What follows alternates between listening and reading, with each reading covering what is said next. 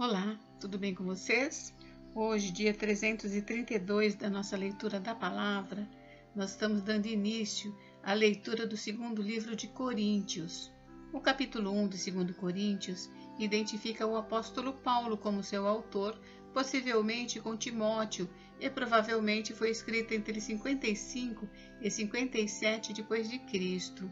A igreja em Corinto começou em 52 depois de Cristo, como resultado da visita de Paulo em sua segunda viagem missionária, e lá ele ficou 1 ano e meio, sendo a primeira vez que pôde permanecer no mesmo lugar o tanto que quisesse. Um registro dessa visita e do estabelecimento da igreja é encontrado em Atos, capítulo 18, dos versículos 1 ao 18. Esta carta dirigia-se a questões que estavam causando divisões na igreja, principalmente a chegada dos falsos apóstolos, que estavam atacando o caráter de Paulo, semeando a discórdia entre os crentes e ensinando uma falsa doutrina. Em todas as suas epístolas, Paulo frequentemente se refere à lei mosaica, comparando-a com a suprema grandeza do Evangelho de Jesus Cristo e a salvação pela graça. Após saudar os fiéis na igreja de Corinto e explicar por que ele não os tinha visitado como originalmente planejado, Paulo explica a natureza do seu ministério. Em 2 Coríntios, capítulo 3, dos versículos 4 ao 11, Paulo contrasta a lei do Antigo Testamento com a nova aliança da graça, referindo-se à lei como aquele que mata, enquanto que o Espírito vivifica. Ele compara o glorioso ministério da justiça de Cristo com o ministério da condenação, que é a lei, e declara a sua fé na validade do seu ministério, apesar da intensa perseguição. O capítulo 5 descreve a base da fé cristã, a nova natureza e a troca do nosso pecado pela justiça de Cristo. Nos capítulos 6 e 7, encontramos Paulo defendendo a si mesmo e ao seu ministério, assegurando aos coríntios mais uma vez de seu sincero amor por eles e exortando-os ao arrependimento e à vida santa. Nos capítulos 8 e 9, Paulo exorta os crentes de Corinto a seguir os exemplos dos irmãos na Macedônia e estender generosidade aos santos em necessidade. Ele lhes ensina os princípios e vantagens de ajudar com um coração alegre.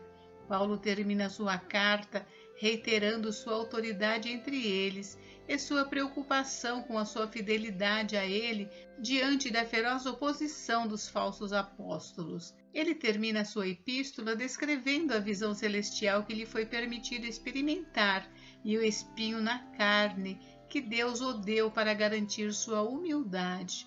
O último capítulo contém suas exortações aos coríntios para que esses se examinem, a fim de verem se o que professavam era realidade.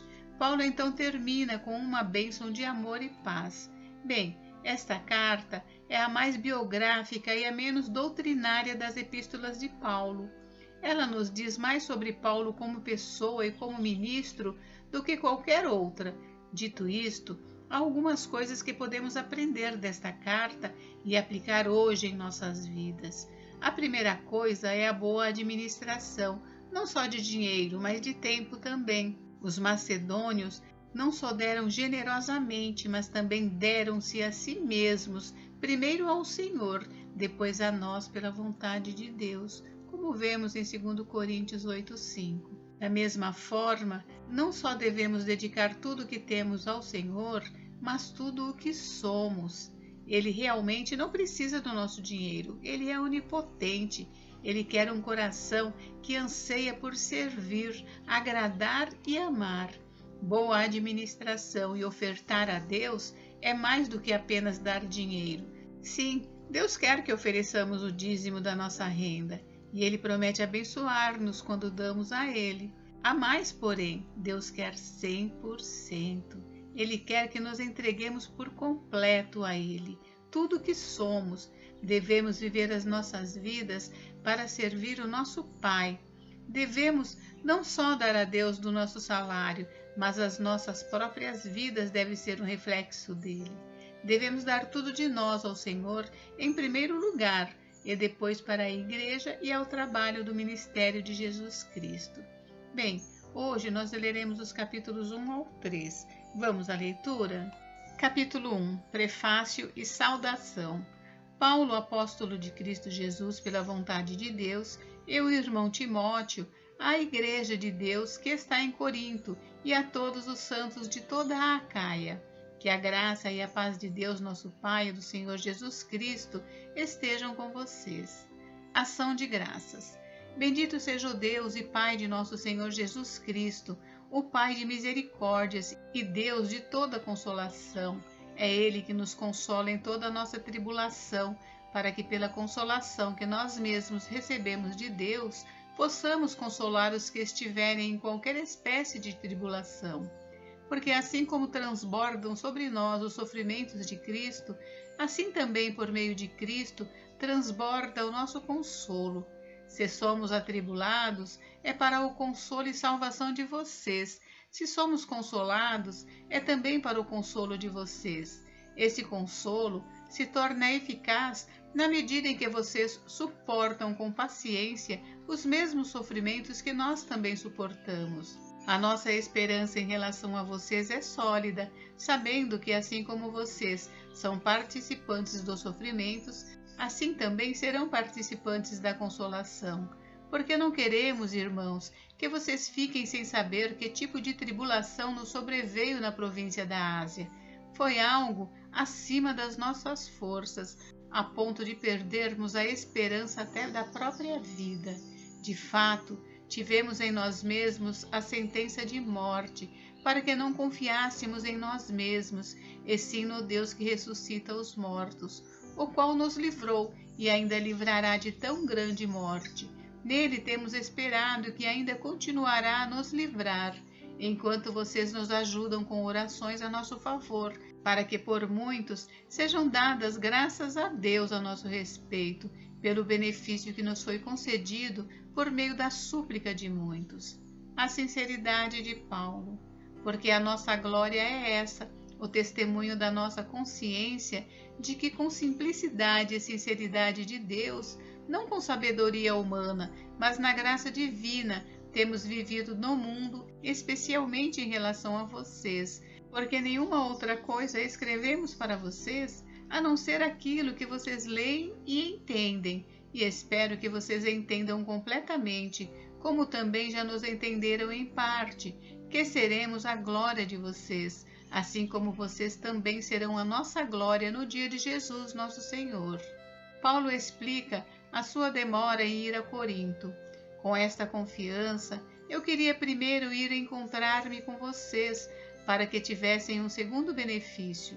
Queria, ao passar por aí, dirigir-me à Macedônia, e da Macedônia voltar a encontrar-me com vocês, sendo então encaminhado por vocês para a Judéia. Ora, ao querer isso, será que agi com leviandade? Ou ao tomar decisões, será que decido segundo a carne, de modo que haja em mim simultaneamente ou sim sim ou não não? Mas como Deus é fiel, a nossa palavra dirigida a vocês não é sim e não, porque o Filho de Deus, Jesus Cristo, foi anunciado entre vocês por nós, isto é, por mim, Silvano e Timóteo. Não foi sim e não, pelo contrário, nele sempre houve o sim, porque todas as promessas de Deus têm nele o sim. Por isso, também por meio dele se diz o amém para a glória de Deus por meio de nós. Mas aquele que nos confirma juntamente com vocês em Cristo e que nos ungiu é Deus, que também pôs o selo em nós e nos deu o penhor do Espírito em nosso coração. Eu, porém, por minha vida, tomo Deus por testemunha de que foi para poupar vocês que ainda não voltei a Corinto. Não que tenhamos domínio sobre a fé que vocês têm, mas porque somos cooperadores da alegria de vocês, porque pela fé vocês estão firmes. Capítulo 2. Porque decidi por mim mesmo o seguinte: não voltar a me encontrar com vocês em tristeza, porque se eu entristeço vocês, quem me alegrará, senão aquele a quem tenho entristecido? E escrevi isso para que quando eu for não seja entristecido por aqueles que deveriam me alegrar, confiando em todos vocês de que a minha alegria é também a alegria de vocês. Porque lhes escrevi no meio de muitos sofrimentos e angústia de coração, com muitas lágrimas, não para que vocês ficassem tristes, mas para que soubessem do amor que tenho por vocês. O perdão para o arrependido. Ora, se alguém causou tristeza, não o fez a mim, mas para que eu não seja demasiadamente áspero, digo que, em parte, causou tristeza a todos vocês. Basta-lhe a punição imposta pela maioria, de modo que agora, pelo contrário, vocês devem perdoar e consolar, para que esse indivíduo não seja consumido por excessiva tristeza. Por isso, peço que vocês confirmem o amor de vocês para com ele. E foi por isso também que eu lhes escrevi, para ter prova de que em tudo vocês são obedientes. A quem vocês perdoam alguma coisa, eu também perdoo, pois o que perdoei, se é que perdoei alguma coisa, eu o fiz por causa de vocês na presença de Cristo, para que Satanás não alcance vantagem sobre nós, pois não ignoramos quais são as intenções dele. A intranquilidade de Paulo em Troade. Quando cheguei a Troade para pregar o Evangelho de Cristo, vi que uma porta se havia aberto para mim no Senhor. No entanto, não tive tranquilidade no meu espírito, porque não encontrei o meu irmão Tito. Por isso, despedindo-me deles, parti para a Macedônia. A vitória em Cristo. Graças, porém, a Deus, que em Cristo sempre nos conduz em triunfo e por meio de nós manifesta a fragrância do seu conhecimento em todos os lugares. Porque nós somos para com Deus o bom perfume de Cristo, tanto entre os que estão sendo salvos, como entre os que estão se perdendo. Para com estes, cheiro de morte para a morte, para com aqueles, aroma de vida para a vida. Quem, porém, é capaz de fazer estas coisas?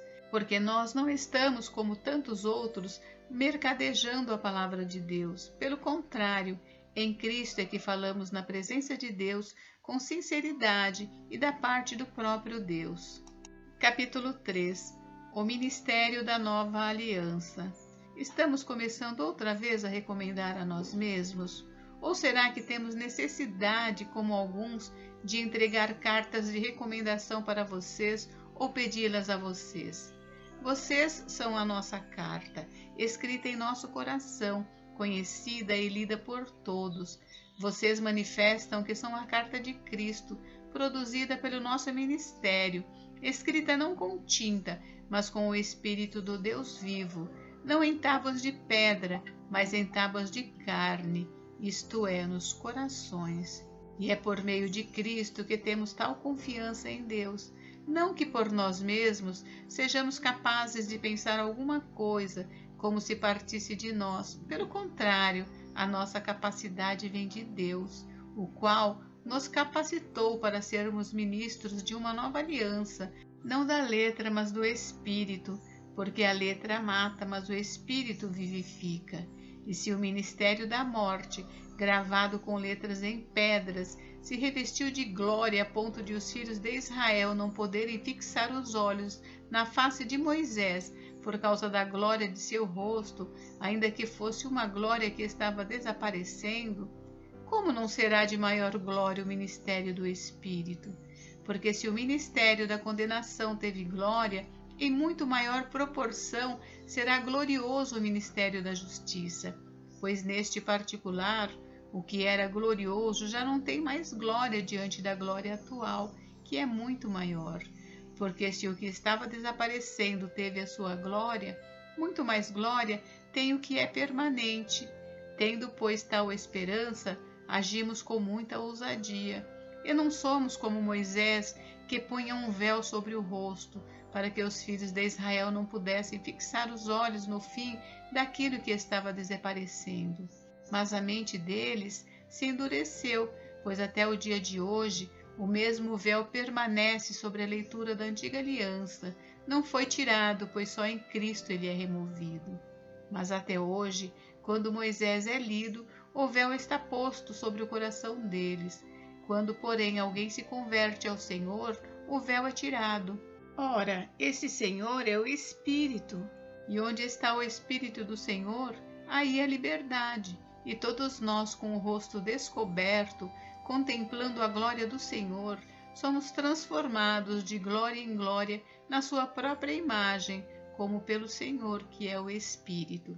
Gente, encerramos por hoje, mas amanhã tem mais. Fiquem com Deus, Deus abençoe vocês. Até amanhã.